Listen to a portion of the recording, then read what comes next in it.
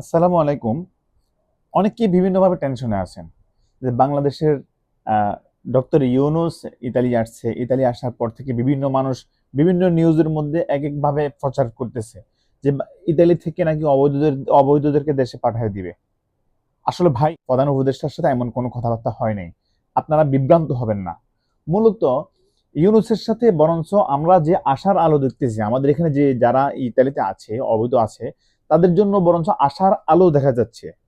তার সাথে কথা এমনই হয়েছে যে আপনাদের দেশ থেকে আসে, রিস্ক নিয়ে আসে। আমরা চাই না রিস্ক নিয়ে আসুক। তবে যারা আসছে তাদেরকে আমরা দেশে পাঠাবো না। এমনি এমনি দেশে পাঠাবো না আমরা কখনো।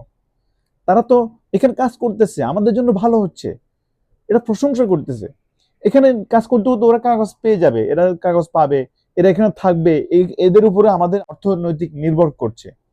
তাহলে ইউনুসের কাছে প্রশংসা করতেছে। হ্যাঁ, এটা বলতেছে ওরা আসি এখানে কাজ করুক, আমরা চাই, সমস্যা নাই, তবে কোনো অন্যায় না করুক, কোনো অপরাধের সাথে জড়িত না হোক। একটাই কথা, ওরা রিস্ক নিয়ে না আসুক, আমরা বিচার ব্যবস্থা করে দেবো সহজভাবে। এবং বৈধ আসুক অবৈধ আসুক, আসার পরে এখানে ওরা যেন সুন্দরভাবে চলাফেরা করে, কোনো অকারেন্সের সাথে যেন জড়িত না হয়। এই কথাটাই হয়েছে। তো সুতরাং আমরা যারা বিভিন্নভাবে বিভিন্ন নিউজের মাধ্যমে শুনতেছি যে পাঠাই দিবে, পাঠাই দিয়ে নতুন অবৈধদেরকে পাঠাই দিয়ে নতুন লোক আনবে বেশি বেশি করে, ভাই এমন তথ্য মিথ্যা তথ্য। ঠিক আছে, এসব আপনার শোনার দরকার নাই, এসব কান দিয়ে না। ইনশাল্লাহ যারা আসছেন আসি গেছেন, অবশ্যই ইনশাল্লাহ কাগজ হয়ে যাব।